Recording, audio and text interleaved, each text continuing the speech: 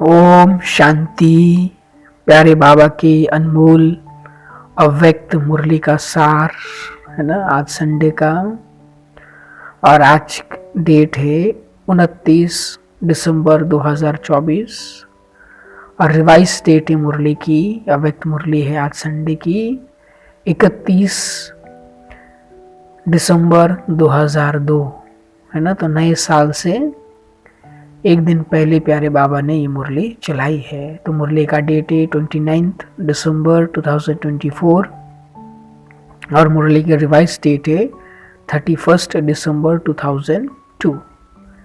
तो सार में प्यारे बाबा ने कहा, इस नए वर्ष में सर्व खजाने सफल कर सफलता मूर्त बनने की विशेषता दिखाओ। इस नए वर्ष में सर्व खजाने सफल कर सफलता मूर्त बनने की विशेषता दिखाओ। तो बाबा कर इस नए वर्ष में हमें सर्व खजाने सफल करके सफलता मूर्त बनने की विशेषता बाबा कहते दिखानी है।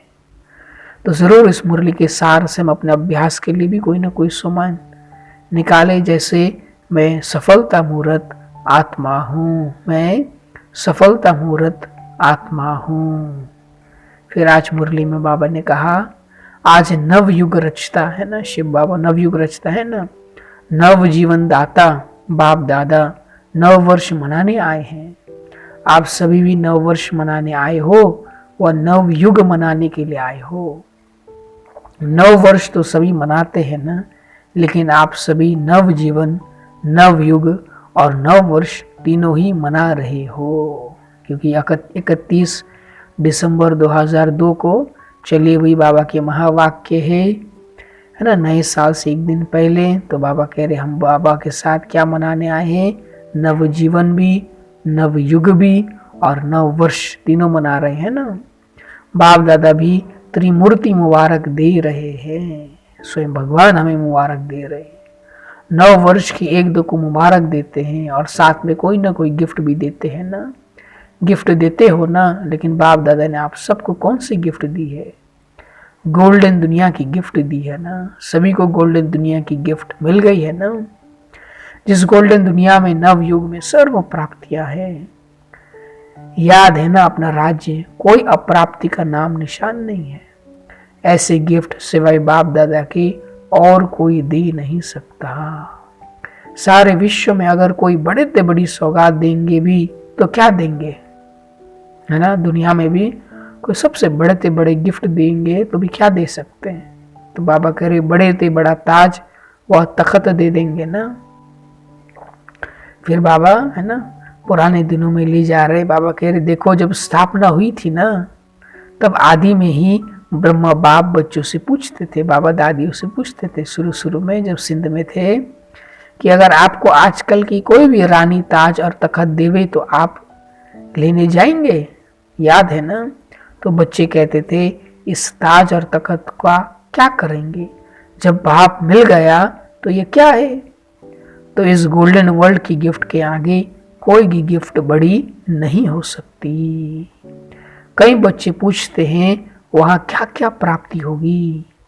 तो बाप दादा कहते हैं प्राप्तियों की लिस्ट तो लंबी है ना, लेकिन सार रूप में क्या कहेंगे, है ना। तो सत्युग में जो प्राप्तियों की लिस्ट है बाबा कह रहे बहुत लंबी है, परंतु सार रूप में है ना, सेंस रूप में क्या कहेंगे, अप्राप्त कोई नई वस्तु, जो जीवन में चाहिए वो सब प्राप्तियां होंगी।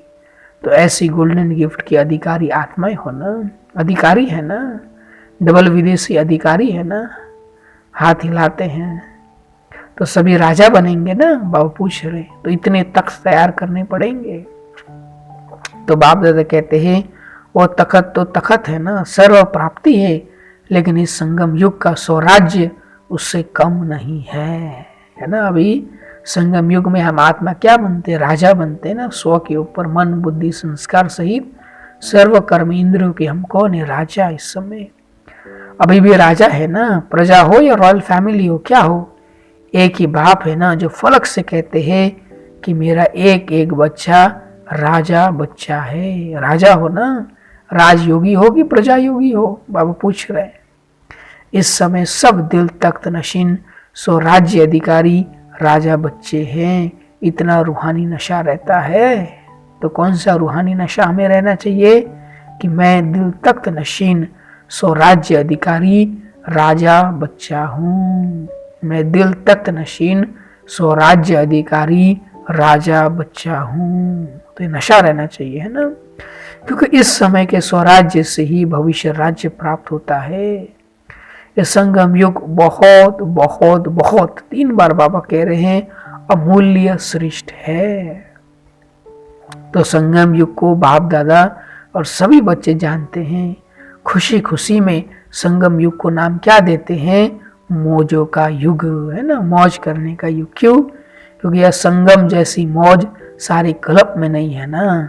कारण क्या कारण है? तो परमात्मा मिलन की मौज सारे कल्प में अब मिलती है ना। तो बाबा से मिलने का मौज, है ना, ये अभी ही मिलती है और सारे कल्प में कभी नहीं मिलती, है ना। चाहे हम कहाँ भी बैठे हो, दिल से हम बाबा को याद करते हैं, चाहे परम धाम में, चाहे सूक्ष्म वतन में पहुँचते हैं, तो कितना सुंदर हमें परमात्मा मिलन का अनुभव होता है। बाकी मधुबन में तो हर साल, है ना, बाबा से मिलन का भी प्रोग्राम चलता है, वो भी मिलन बहुत सुंदर होती है। बाकी रोज हम अमृत वेला या जब भी बाबा को याद करते हैं, वो भी बहुत सुंदर मिलन का अनुभव इस संगम युग में हम करते हैं, जो कोई भी युग में हम नहीं कर सकते हैं। तो संगम युग का एक एक दिन क्या है? बाबा पूछ रहे हैं। मौज ही मौज है ना, मौज है ना। बाबा पूछ रहे मौज है ना, मूझते तो नहीं हो ना। हर दिन उत्सव है, क्योंकि उत्साह है ना, उमंग है, उत्साह है कि अपने सर्व भाई बहनों को परमात्मा पिता का बनाएं। सेवा का उमंग उत्साह रहता है ना, यह करे ये करे ये करे, प्लान बनाते हो ना। क्योंकि जो श्रेष्ठ प्राप्ति होती है तो दूसरों को सुनाने के बिना रह नहीं सकते। इसे संगम युग की प्राप्ति गोल्डन वर्ल्ड में भी होगी ना। अभी के पुरुषार्थ की प्रारब्ध भविष्य गोल्डन वर्ल्ड है। तो संगम युग अच्छा लगता है या सत्युग अच्छा लगता है? वह पूछ रहे हैं क्या अच्छा लगता है? संगम अच्छा है ना, सिर्फ बीच बीच में माया आती है। तो बाबा कह रहे संगम अच्छा है, परंतु बीच बीच में माया आ जाती है, थोड़ा थोड़ा कभी कभी फिर मुझ जाते हैं, माना कंफ्यूज हो जाते हैं। कई बच्चे सहज योग को मुश्किल योग बना देते हैं, है नहीं, लेकिन बाबा कहते बना देते हैं। वास्तव में है बहुत सहज। यह बाबा कह रहे मुश्किल लगता है? बाबा पूछ रहे हैं। जिसको मुश्किल लगता है वो हाथ उठाओ, बाबा पूछ रहे हैं। सदा नहीं है ना, कभी कभी मुश्किल है या सहज है? बाबा पूछ रहे हैं। जब मुश्किल योगी है हाथ उठाओ। माताएं मुश्किल योगी हो या सहज योगी हो? बाबा पूछ रहे हैं माताओं को। कोई मुश्किल योगी है क्या? कोई भी हाथ नहीं उठा रहे। सारी सभा में हाथ कैसे उठाएंगे ना। तो हम सब बाबा के कौन है? सहज योगी है ना। तो सारा मुरली आप अवश्य सेंटर पे जाके सुनिएगा, पढ़िएगा। और आज प्यारे बाबा ने हमें मुरली में मधुर वरदान दिए हैं। स्मृति को अनुभव की स्थिति में स्थित करने वाले नंबर 1 विशेष आत्मा भव। स्मृति को अनुभव की स्थिति में स्थित करने वाले नंबर 1 विशेष आत्मा भव। फिर वरदान का स्पष्टीकरण देते बाबा कह रहे हैं सभी ब्राह्मण आत्माओं के अंदर संकल्प रहता है कि हम विशेष आत्मा नंबर 1 बने, लेकिन संकल्प और कर्म के अंतर को समाप्त करने के लिए स्मृति को अनुभव में लाना है ना। सभी ब्राह्मण आत्माओं के अंदर संकल्प रहता है ना कि हम विशेष आत्मा नंबर 1 बने, लेकिन संकल्प और कर्म के अंतर को समाप्त करने के लिए स्मृति को अनुभव में लाना है। क्योंकि सोचते तो हम बहुत अच्छा है, परंतु वो कर्म में भी आए, तो उसके लिए बाबा कह रहे हैं उन स्मृतियों को अनुभव में लाना है। जैसे सुनना जानना याद रहता है ना, ऐसे स्वयं को उस अनुभव की स्थिति में लाना है। इसके लिए स्वयं के और समय के महत्व को जान, इसलिए स्वयं के और समय के महत्व को जान, मन और बुद्धि को किसी भी अनुभव की सीट पर सेट कर लो तो नंबर 1 विशेष आत्मा बन जाएंगे। तो कोई ना कोई अनुभव में अपने मन और बुद्धि को सेट करने से हम नंबर 1 विशेष आत्मा बन जाएंगे। तो कितना सुंदर बाबा ने कहा कि वरदान में कि सभी ब्राह्मण आत्माओं के अंदर संकल्प रहता है कि हम विशेष आत्मा नंबर 1 बने, लेकिन संकल्प और कर्म के अंतर को समाप्त करने के लिए स्मृति को अनुभव में लाना है। जैसे सुनना जानना याद रहता है, ऐसे स्वयं को उस अनुभव की स्थिति में लाना है। इसके लिए स्वयं के और समय के महत्व को जान मन और बुद्धि को किसी भी अनुभव की सीट पर सेट कर लो तो नंबर 1 विशेष आत्मा बन जाएंगे। तो जरूर इस वरदान से भी हम अपने अभ्यास के लिए कोई ना कोई सामान बनाएं, जैसे मैं नंबर 1 विशेष आत्मा हूँ, मैं नंबर 1 विशेष आत्मा हूँ। फिर प्यारे बाबा ने आज हमें स्लोगन में कहा, बुराई की रीस को छोड़ अच्छाई की रेस करो, बुराई की रीस को छोड़ अच्छाई की रेस करो। तो जरूर इस स्लोगन से भी हम अपने अभ्यास के लिए कोई ना कोई सामान बनाएं। जैसे बाबा ने कहा ना, अच्छाई की रेस करनी है, तो इसका मतलब हम कैसे है, मैं शुद्ध आत्मा हूँ, मैं शुद्ध आत्मा हूँ। फिर आज अव्यक्त बाप दादा का हम बच्चों के लिए अव्यक्त इशारा है, इस संगम युग में विशेष बाप दादा की दीन संतुष्टता है। एक संतुष्टता की विशेषता और विशेषताओं को भी सहज अपने समीप लाती है, लेकिन सदा संतुष्ट रहो। परिस्थिति कितने भी बदले, लेकिन संतुष्टता की स्थिति को परिस्थिति बदल नहीं सकती। पर स्थिति है ही बदलने वाली, लेकिन स्व संतुष्टता की स्थिति सदा प्रगतिशील है। तो बाबा कह रहे, इस संगम युग में विशेष बाप दादा की दीन संतुष्टता है। एक संतुष्टता की विशेषता और विशेषताओं को भी सहज अपने समीप लाती है, लेकिन सदा संतुष्ट रहो। परिस्थिति कितने भी बदले, लेकिन संतुष्टता की स्थिति को परिस्थिति बदल नहीं सकती। परिस्थिति है ही बदलने वाली, लेकिन स्व संतुष्टता की स्थिति सदा प्रगतिशील है। तो जरूर हम परिस्थिति कैसे भी आए, हम स्वयं को संतुष्ट रखें और संतुष्ट रहें। और हमारा जो इस मास का व्यक्त इशारा का सोमान है, उसको भी हम जरूर स्मृति में रखें और यूज करें कि मैं संतुष्ट मणि आत्मा हूँ, मैं संतुष्ट मणि आत्मा हूँ। फिर आज फॉलो फादर के लिए बाबा ने कहा, सदा फॉलो फादर करने के लिए अपनी बुद्धि को 2 स्थितियों में स्थित रखो। बाप को फॉलो करने की स्थिति है सदा अशरीरी भव, विदेही भव, निराकारी भव। ब्रह्मा बाप को फॉलो करना अर्थात सदा अव्यक्त स्थिति भव और फरिश्ता स्वरूप भव, आकारी स्थिति भव। इन दोनों स्थितियों में स्थित हो रहना फॉलो फादर करना है। इससे नीचे व्यक्त भाव, देह भान, व्यक्ति भाव, इसमें नीचे नहीं आओ। तो कितना सुंदर बाबा फॉलो फादर के लिए कह रहे हैं, सदा फॉलो फादर करने के लिए अपनी बुद्धि को 2 स्थितियों में स्थित रखो, है ना। बाप को फॉलो करने की स्थिति, माना शिव बाबा को फॉलो करने के लिए कौन सी स्थिति करनी है, सदा अशरीरी भव, विदेही भव, निराकारी भव, माना परम धाम में। और ब्रह्मा बाप को फॉलो करना अर्थात सदा अव्यक्त स्थिति भव, फरिश्ता स्वरूप भव, आकारी स्थिति भव। इन दोनों स्थितियों में स्थित रहना, फॉलो फादर करना, या हम परम धाम में हो या सूक्ष्म वतन में हो, तो ये दोनों स्थिति जो है वो फॉलो फादर करने की स्थिति है। इससे नीचे व्यक्त भाव, देह भान, व्यक्ति भाव, इसमें नीचे नहीं आओ। तो जरूर हम, है ना, इन दोनों स्थिति से नीचे नहीं आए। फिर आज प्यारे बाबा ने हमें अमृत वेले के लिए खास कहा है, बाप द्वारा जो भी वरदान मिलते हैं उन वरदानों को रोज अमृत वेले और कर्म युग स्थिति में बार बार दिल से याद करना, तो वरदान कायम रहेंगे। दिल से कस कभी नहीं होना। वरदान प्राप्त है, सिर्फ जैसे स्थूल नैनों में बिंदी निरंतर चमक रही है ना, ऐसे सदा नैनों में बाप बिंदी को समा कर रखना। रख सकते हो ना, मुश्किल है क्या, मुश्किल तो नहीं है ना, सहज है ना। अच्छा, तो जैसे स्थूल बिंदी निरंतर है, ऐसे नैनों में निरंतर बाप बिंदी भी समाया हुआ हो। तो और किसी तरफ भी नैन आकर्षित नहीं होंगे, मेहनत से छूट जाएंगे और तरफ नजर जाएगी नहीं, बिल्कुल सेफ हो जाएंगे। कुछ भी हो जाए लेकिन नैनों में सदा बिंदी बाप समाया हुआ हो, सदा नैनों में समाया हुआ होगा तो दिल में भी वही समाया हुआ होगा। तो कितना सुंदर बाबा हमें अमृत वेले के लिए कह रहे हैं। बाप द्वारा जो भी वरदान मिलते हैं उन वरदानों को रोज अमृत वेले और कर्म युगी स्थिति में बार बार दिल से याद करना, तो वरदान कायम रहेंगे। दिल शिकस्त कभी नहीं होना।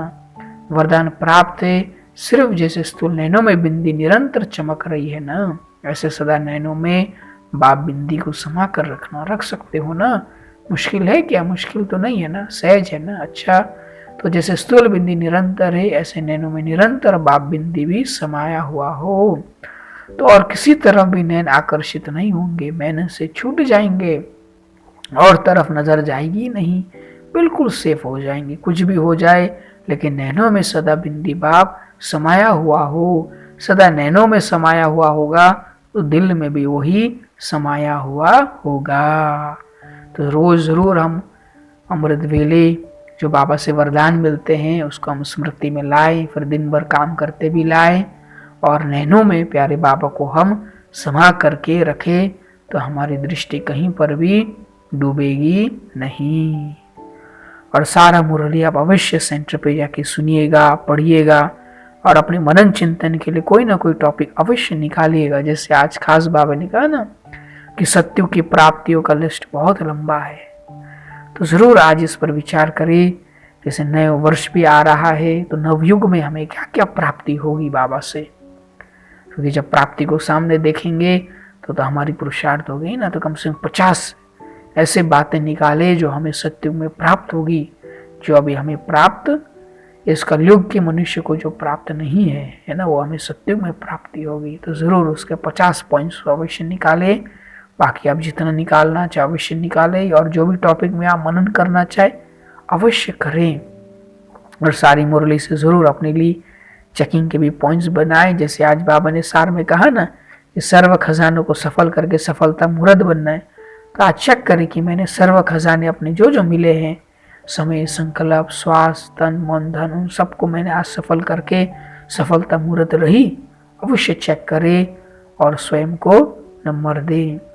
और चेक करें जैसे बाबा वरदान में कह रहे थे कि मन और बुद्धि को किसी न किसी अनुभव की सीट पर सेट रखना है, तो जरूर हम मन बुद्धि को कोई ना कोई अनुभव की सीट पर सेट करके रखें और फिर चेक करें। फिर जैसे बाबा स्लोगन में कह रहे थे कि हमें बुराई की रेस को छोड़ अच्छाई की रेस करनी है, तो आज चेक करें कि मैंने आज अच्छाई की रेस की, सबके अंदर अच्छाई को देखी और उस अच्छाई को ही धारण करने का रेस किया जो उन्हों को भी बाबा से मिला है। और फिर जैसे बाबा अव्यक्त इशारे में कह रहे थे परिस्थिति कुछ भी हो परंतु हमारी संतुष्टता ना जाए, तो आज मेरी संतुष्टता तो नहीं गई, अवश्य इस बात पर चेक करें।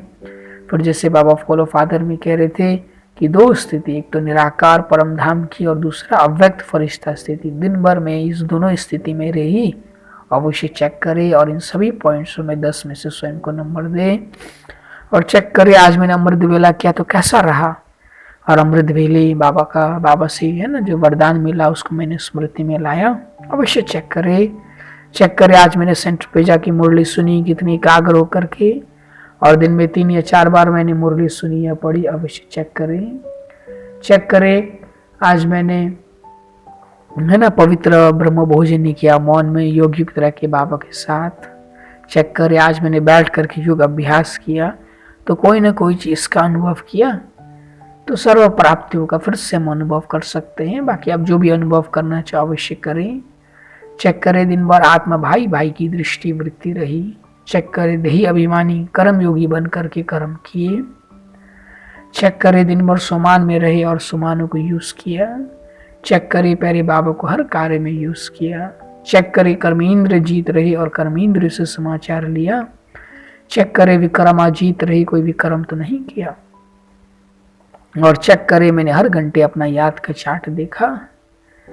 चेक करें मैंने है ना 500 रुपयों का दिन में 8 बार अभ्यास किया है ना। और चेक करें, मुझे अपना लक्ष्य याद रहे, किस लक्ष्य से मैं भगवान के पास आई हूँ, बाबा के पास आई हूँ। और चेक करें अवश्य कि मुझे याद रहा ये वर्ष मुझे मुक्ति वर्ष है ना, सभी कमी कमजोर से मुक्त होना है। और चेक करें मैंने ट्रैफिक कंट्रोल जो हर घंटे बाबा ने बनाए हुए उसको मैंने यथार्थ रूप से किया। और सभी पॉइंट्सों में स्वयं को 10 में से अवश्य नंबर दे। अच्छा, चारों ओर के बहुत मीठे बहुत प्यारे बच्चों को पदम पदम गुना न्यू ईयर की मुबारक हो, है ना। ये जो घड़ी बीत गई यह विदाई और बधाई की घड़ी है ना। पास तो विदाई हो गई और आगे की बधाई की घड़ी। एक तरफ विदाई देनी है जो अपने में संपन्न बनने में कमी अनुभव करते उसको विदाई, और सदा के लिए विदाई देना और आगे उठने के लिए बधाई। बधाई हो बधाई हो बधाई हो। अच्छा, ओम शांति।